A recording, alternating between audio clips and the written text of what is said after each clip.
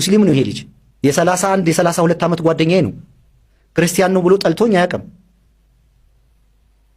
እኔ መጀመሪያ ሰርጌን ሙሉ ወጪ በቃ ኦልሞስት 90% ወጪ ያወጣው ሙስሊም ነው። አሊ አርባ ይባላል። አሁን የጭፍራ ወረዳ አስተዳዳሪ ነው። 2000 ላይ ሳገባ ሙሉ ወጪን የሸፈነው ሙስሊም ነው። ወንድሞቼ ናቸው፣ ዘመዶቼ ናቸው። በጣም ከሙስሊም ጋር የኖርኩት እንደዚህ ነው። የእነሱ ጓደኝነትና ፍቅር እንኳን እስልምና እንድቀበል አላደረገኝ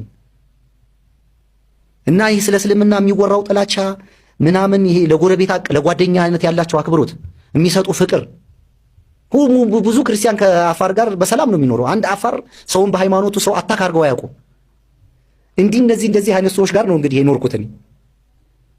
በቃ የመጀመሪያ ሁለተኛ ሚስት ነው ያለኝ። አሁን መጀመሪያ ሚስቴን ተፋታኋት 2000 ላይ ሙሉ ወጪውን የሸፈነው አሊ አርባ ነው። ተራ ባለሙያ ነበር ያኔ። ከሰዎች ጋር እንደኔ እየዞረ ለምን ወንድማችን ልጃችንን መዳር አለብን ብሎ እነዚህ ነገሮች ላይ እንትን አላቸው፣ ውጤት አላቸው። ልብህ ላይ የፈጠሩ የሚሄዱት ነገሮች አሉና አሊ ደወለ ወዲያው። ይከታይሳው የኔ ጓደኛ ማለት ነው። ይከታይሳ ማለት ወዳጄ ጓደኛ በአፋርኛ ይከታይሳው። አሁንም ምልህም በደንብ አዳምጣለኝ። አዲስ ልብስ አውጣለኝ፣ ግባና ሙሉ ገላህን ታጠባለኝ፣ ጧሃራውን ንጻ አለኝ። በቃ ሙሉ ገላህን ታጥበህ ጧሃራ ሁነህ አዲስ ልብስ ለብሰተኛለኝ። በቃ ወዳጄ ነው። አንድና ሁለት ብዬ ለመስማት እሱን ራሱ ጊዜ አልሰጥም። በጣም ስለማምነው ስለምወደው ገብቼ ገላዬን ታጠብኩ፣ አዲስ ልብስ አውጥቼ ለበስኩ። የተኛሁት እንቅልፍ እንደ ሕፃን ልጅ ማንኮራፋት የለ ምን የለ። ባለቤቴ ነው ጠዋት ቀስቅሳ ይሄ ልጅ አለ በህይወት ምን ታውቃለች። ግን እሷ ይሄ ሁሉ ሲሆን ተኝተዋል እነሱ መሃል ላይ። እሷማ ትሰማለች፣ ቲክቶክ ላይ ማውራውን ትሰማለች፣ ታጥቤ ሙሉ ስተኛ ትሰማለች። ጠዋት ግን አተኛኜ በጣም ለጥ ብዬ ነው የተኛሁት። እንደዛን ቀን ተኝቼ አላውቅም። ያው ሽማግሌ ከ50 በላይ ስትሆን ታውቃለህ፣ ወጅ ወራጅ ነው የምተኛው።